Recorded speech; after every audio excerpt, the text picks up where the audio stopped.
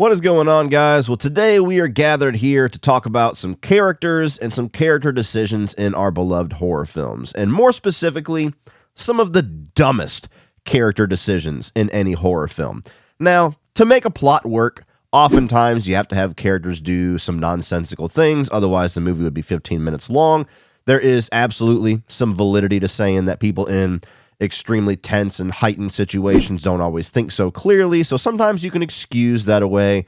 But once in a while, there are some decisions that are just so maddeningly idiotic that there is no justification for it, there is no reasoning for it, there is no excuses for it. That person was just a fucking idiot. And so today I've gathered my top 10 bad character decisions in horror films. I was going to do some dishonorable mentions, but I actually had like a preliminary list of like 20 plus of these. So if you guys like this video and it does well, maybe I'll do another 10 of your worst character decisions in horror movies. Lord knows there's plenty of them to choose from.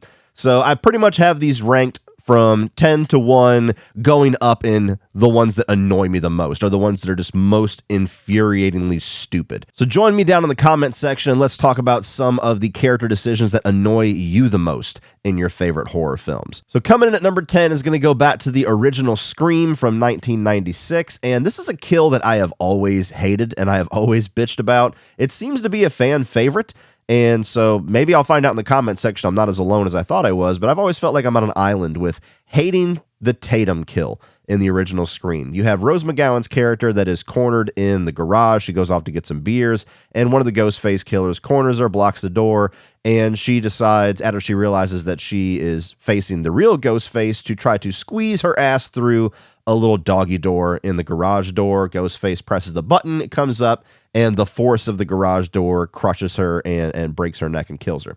So there's many different reasons why I've always hated this kill. First of all, look, I understand she's cornered, and I understand there's not a ton of options. Garages tend to have a ton of things you could use as weapons, but nonetheless, thinking for even a second that you could squeeze your ass through that little doggy door, I mean, come on. Even if you're an actress that's not nearly as well endowed as Rose McGowan, get the fuck out of here. That door was like this big. And then I just hate the logic of the garage door crushing anybody. Like, those fucking chains can barely even lift the garage door itself. So I've always hated this kill. I've always thought it was a stupid character decision. I always thought it was a dumb, just completely outside of the realm of reality type of kill.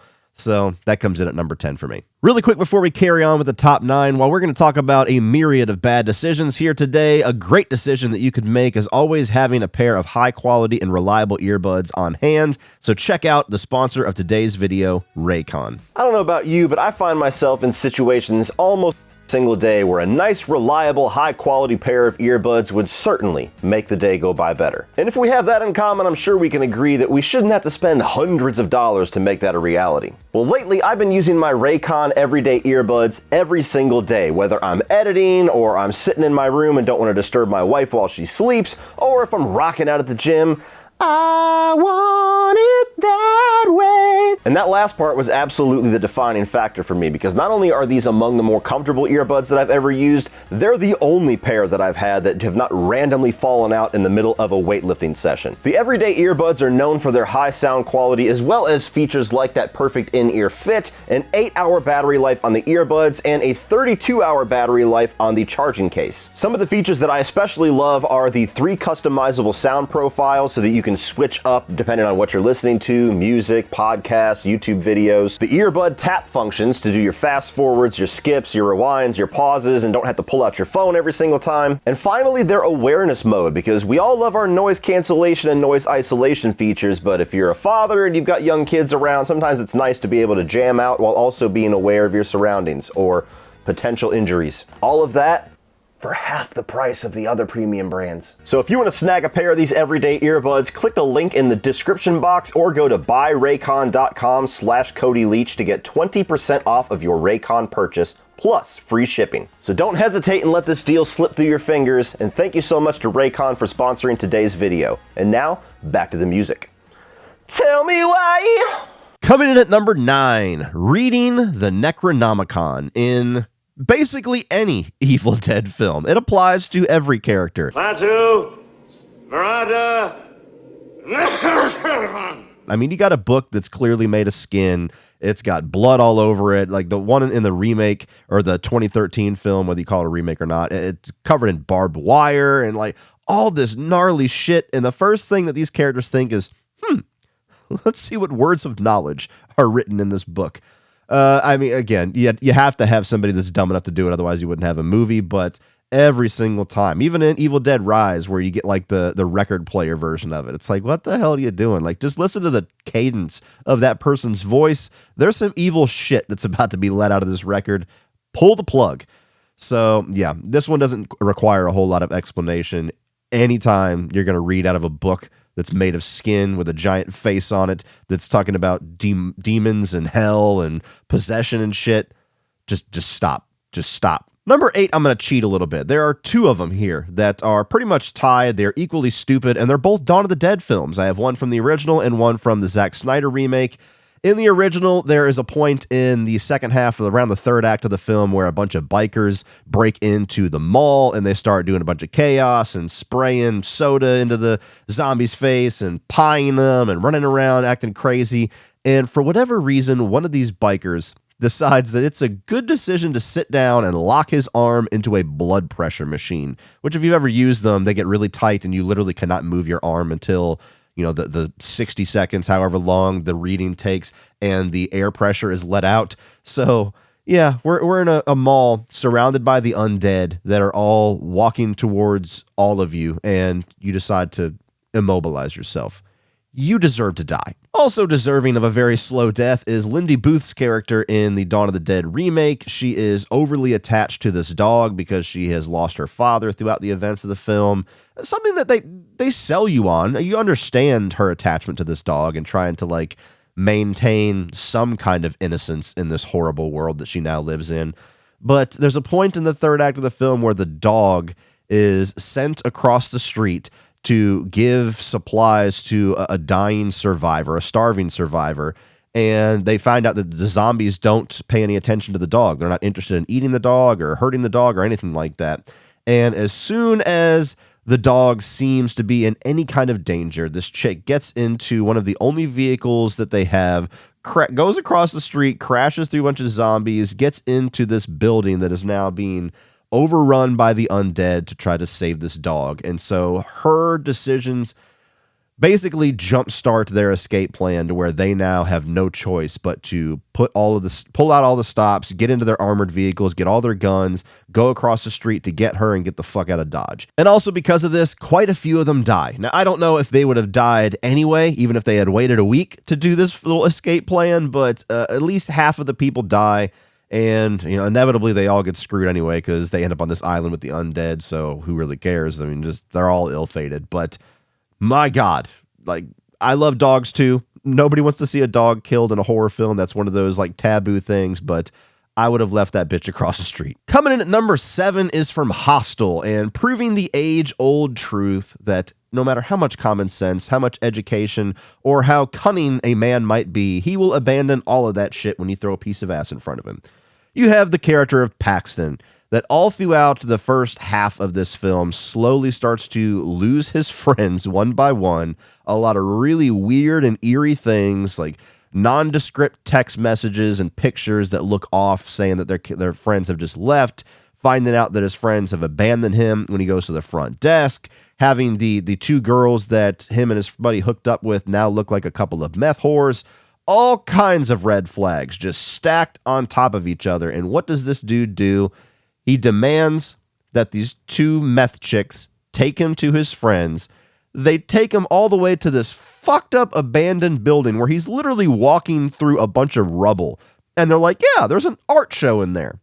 And he believes it. I love the loyalty. I love the fact that he's a hardcore friend, that he's going to go through some serious shit to make sure that his friends are okay or at least reunite with them. But good God, dude. Did they need to put a sign up that says fucking torture and murder this way? That's about all that they didn't do to give this guy a clue that he's walking into a fucked up trap. Lo and behold, what happens? He walks in this dripping wet, dark ass bricked hallway. It's just like, yeah, he's down there. The art show's down there. Keep walking.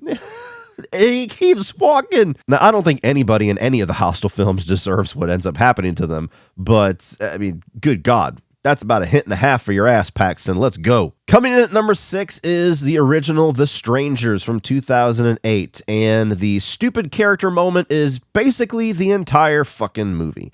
I am one of those people that am not a fan of The Strangers whatsoever. I have some fun with the second one. I'm still not a giant fan of it, but the first one, despite it being hailed as one of the best horror films, I really don't like it because these two characters are arguably the dumbest fucking people in any horror film ever.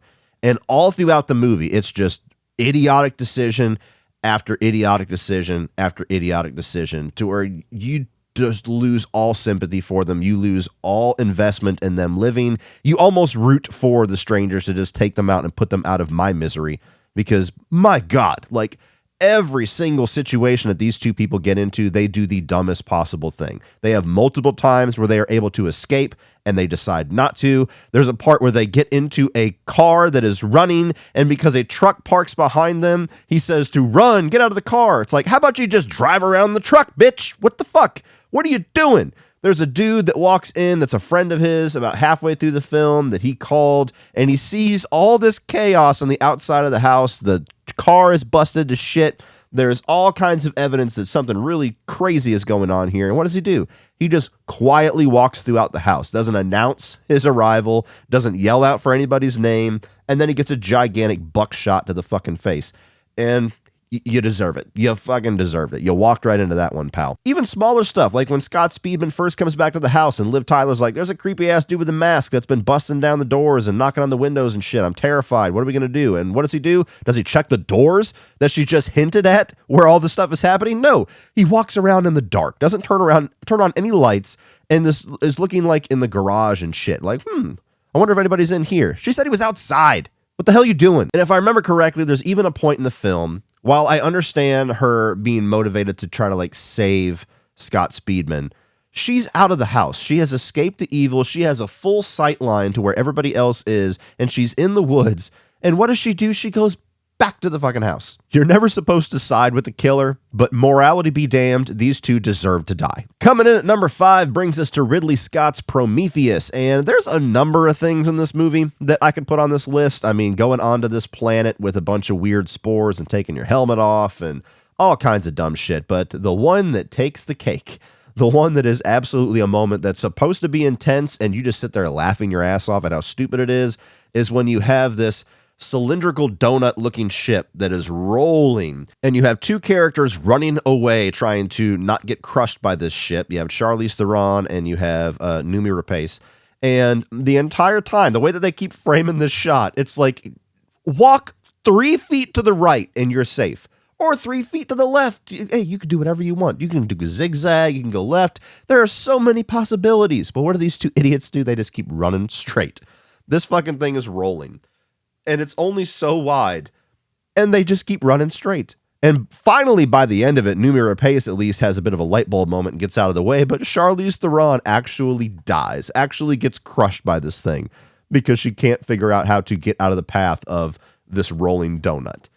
Absolutely hilarious. That's what you get, you dumb bitch! Coming in at number 4, one of my favorite horror films, started off by one of the dumbest character decisions of all time, and that is Jeepers Creepers, with Justin Long's character of Derry deciding to look inside of the pipe after nearly being ran off the road from the scary-ass truck and then driving by and seeing this man in a gigantic cloaked jacket throw what looks to be bodies down into this pipe into some underground cellar. Rather than get the fuck out of there or call the police or do anything that actually makes sense, they go back and he looks inside of the pipe. And doesn't just look inside the pipe, he crawls inside of the pipe as if he's going to be able to see or be able to do anything, no matter how much he stretches his arms to get a little bit of light.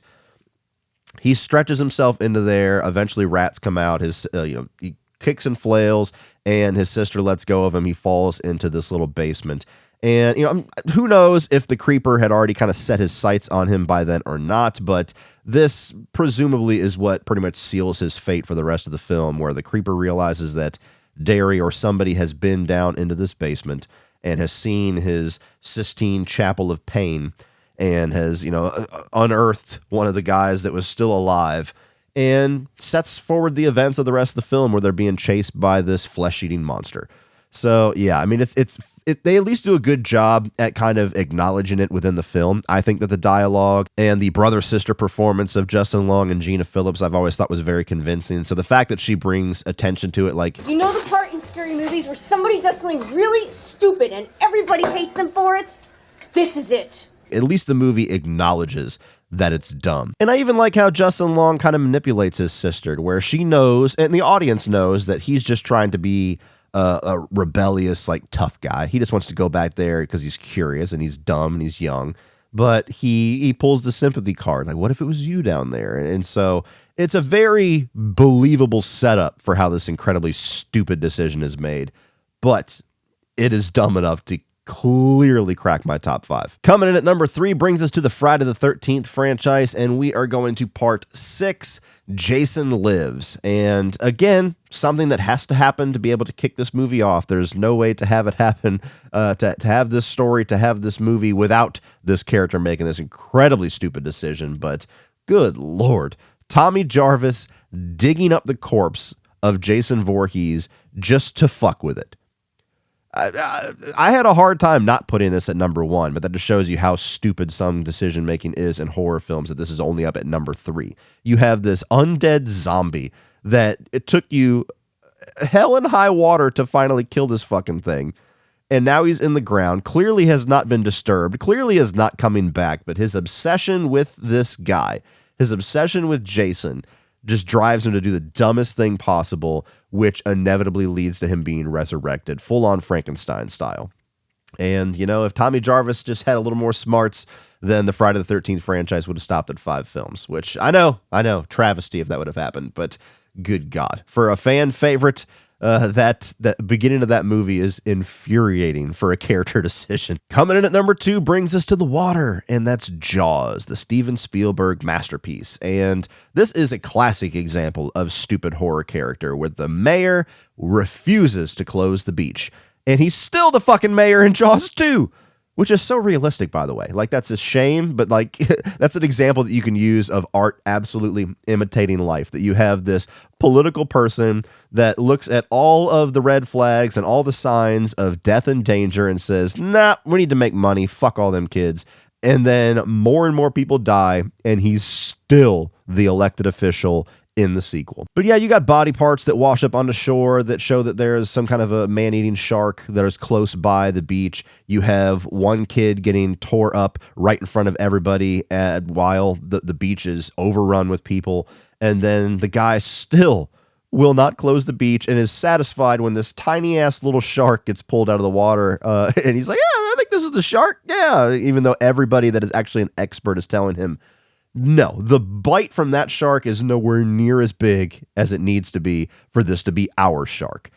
And so it is the classic example of somebody just not listening to anybody that actually has sense, not listening to anybody that has the actual expertise, and being completely selfishly motivated by money and causing a lot of death and a lot of pain for his own stupidity. So fuck that guy. And fuck whoever reelected him. But coming in at number 1 is actually the most recent film that has been released of the ones that I have talked about on this list, and that is Speak No Evil. This is a film that came out in 2022, and there is also a remake that is going to be coming from Blumhouse later on this year with James McAvoy starring in it, which I'm kind of puzzled at why they're doing that. Like, it's a foreign film, but they all speak English. They just have accents. But nonetheless, you have this situation where this couple with a daughter hooks up with these strangers just randomly and decides that one little by chance meeting is enough of a verification that these people are awesome, and decides to go off on a vacation staying with these people at their house. Which is, dumb decision number 1 that kicks off an entire film of dumb decisions. But essentially what this movie is having characters be shown every single red flag and every reason to get the fuck out of there and every reason to just look at the situation and escape. But because they don't want to be perceived as rude, they decide to ignore all of that.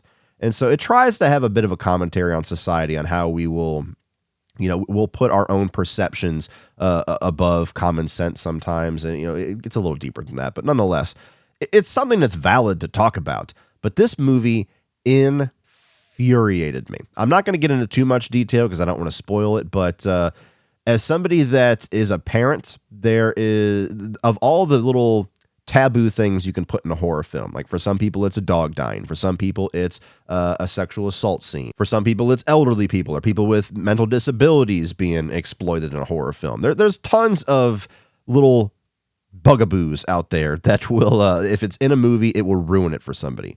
Mine is violence happening to a young child, more specifically a baby. And there's ways that they can do it where it doesn't affect me. There's ways if they don't show it too much, or if it's off screen, or if it's, glamorized to a degree, like in Terrifier or something like that, it's not quite as bad. But when it's something that is so grounded and so realistic as this, and you have violence continuously happening against kids, and the fucking parents do nothing to stop it and do nothing to get their kid out of that situation, I wanted to jump into the TV and strangle both of these characters. Multiple times throughout the movie. We'll just do a small example. There's one where the guy that they're staying with, the patriarch of this household, looks at their daughter and he verbally just berates her and screams at her and just makes her feel so low. That would have been enough for me to cave this dude's head in and get my family out of there. But they don't do anything. They're just like, that's odd. I wonder why he reacted that way. And that's one of the smallest examples of weirdness, and especially a situation that their daughter is being put into throughout this film. So this is one that it seems like a lot of people really loved it. It was very highly acclaimed. I've seen a lot of people say it's one of the most effective horror films I've seen in a long time. And I get all of that. But for me, I was just so angry and so infuriated and pissed the entire movie at how much these parents were allowing to happen to their daughter that it ruined the movie for me. And it makes it to where I really don't have any interest in watching the Blumhouse version, even though inevitably the Blumhouse version is certainly going to be watered down and is going to be nowhere near as violent or as just gross as this one gets. But it's just not a story that I can get behind. And so this entire movie is basically dumb character decisions, the movie. And when the person making the dumb character decisions is a parent, and the person getting all of the punishment and the consequences of those stupid decisions is a kid, I'm out. So easily number one for me, the one that just infuriated me the most. Well, that's it for this one, guys. If you enjoyed that, please click over here for all of my 2024 new release reviews so far. I'm also going to put one of my most recent tier lists up here for you to check out. Please like, share, hit that subscribe button so you don't miss anything in the future. Check out Rincon down in the video description below.